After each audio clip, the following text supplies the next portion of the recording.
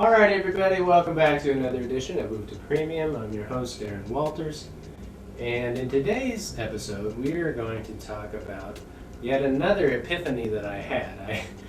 Kind of setting, no joking aside, I thought there was no possibility at my age to have new thoughts or new ideas. I thought things are pretty much concretized and the original ideas are over.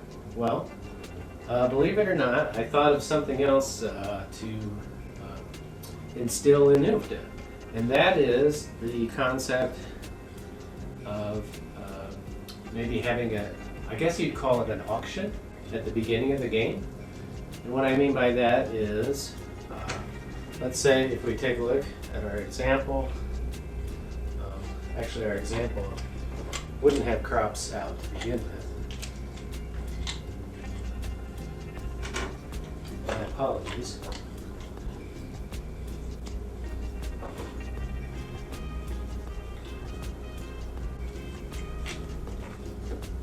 Alright, so what we want to emphasize is that each grower, when given the opportunity, is going to be allowed to take a crop out of the bag, and they can examine and decide whether or not they want to keep that particular crop. If they want to keep it, they put it in their weight cube tray. If they don't want to keep it, then they can place it at the top of the board. And what that's going to do is it's going to create a little reservoir of crops, a maximum of 4, that are all, I guess, basically reserve crops. And what happens is each player goes around and they draw something from the bag. They're going to keep making that decision of whether to keep or whether to discard, and they can decide if they want to do a switch, they can. Once the reservoir fills up, well, I shouldn't say that. As soon as there's any crop in the reservoir, that crop can be traded for one drawn from the bag and kept by the grower, right? And so we're just going to briefly demonstrate what's going on with this concept. Okay, so let's say player A won the roll. They're going to go first. And we look at what we drew, peas. So we look in the market and we see peas are, not in the best spot. So we could decide to keep it with the hopes of maybe creating 2-crop combo with broccoli, or we could discard it. And in this case, I think we're going to discard it. We'll just put it at the top of the board for now. Player B, grower B, is going to grab some squash. With the squash, they don't like what they have, so they'll discard it. So we're 0 for 2. We've got broccoli for grower C. They like that very much, so they're going to keep that in their weight cube tray. So we return to player A. Chard was drawn from the bag, so we're going to keep that. That looks outstanding. Broccoli is at the 2 spot, so grower B is going to keep it. And so on and so forth. We go around the clock, filling out our weight cube trays. Spinach. Yeah, we'll keep that. Grower A likes carrots. Keep the carrots. But I wanted to show you an example of a switch out, so hopefully we'll have that soon. Here's potatoes. We'll discard potatoes. Spinach. Okay, so here's a great example. I have spinach for grower C, but grower C notices that the squash is in the reservoir. So if I take the spinach, I keep the spinach. This is a perfect scenario, because check this out. Grower C has spinach, right? So since we have a redundant crop, what we're going to do is we're going to put spinach in the reservoir, and then we're going to draw out the potatoes. The squash. Drawing out the squash, and that's going to give us our 2-crop combo. So there's a fascinating way that growers have more options on the table. more ability to kind of guide the beginning of the game. And just to make sure that it feels like not only is it fair for all participants, but it also feels it's fair and equitable, and it's conducive to just a better game if people can get off to a nice quick start, right? So what we don't really want is a game that's bogged down in minutia, too difficult to get off and going. So here's charred radishes. That's a great combo for this particular grower. So we're finishing. We've got radishes. Discard the radishes. Cucumbers for this grower is excellent. I'll keep it.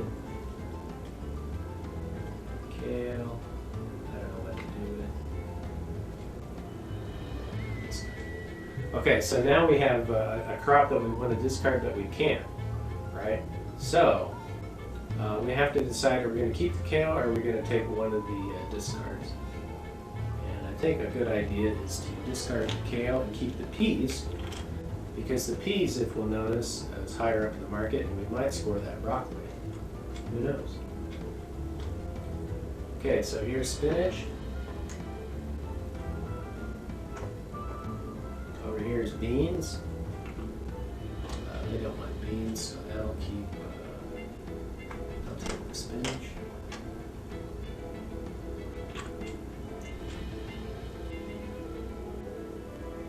Beans goes up here.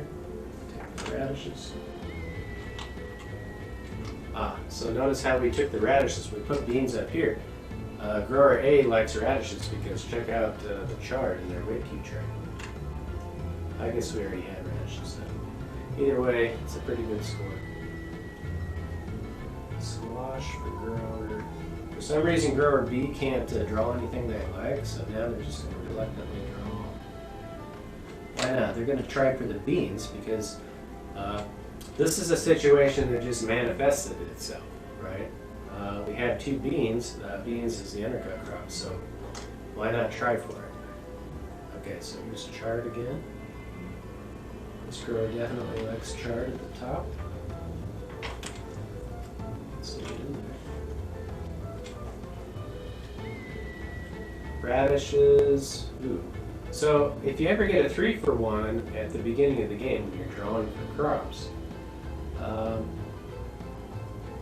I don't really have a hard and fast rule about that. Should you be able to do activate your 3-for-1 trade?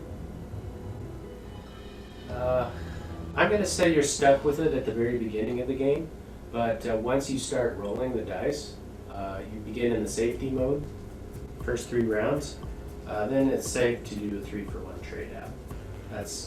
That's my gut feeling on that. Intuition. I know intuition often leads us astray, but in this particular case, I think it's okay. Okay, so here's potatoes. I'll keep the potatoes. Okay, so here's an interesting point. We've come to the end of the weight cube trays on grower A and grower C.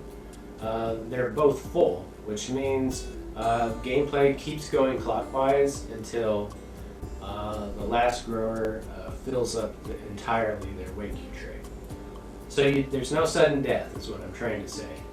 You keep going until completion of the job. Okay, so here's chard. Gonna keep the chard for sure. Chard again. If it goes back around. And that worked out really well for grower B.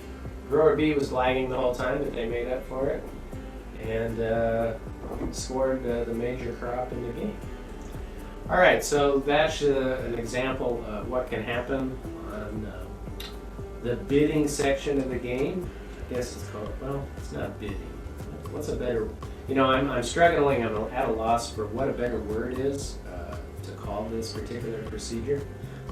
This may not make it into your copy of UFTA, and that's okay. It's just something the future generations can work on and iron out on their own. But I'm thinking at this point it's probably going to be, I think we'll just call that a reservoir. And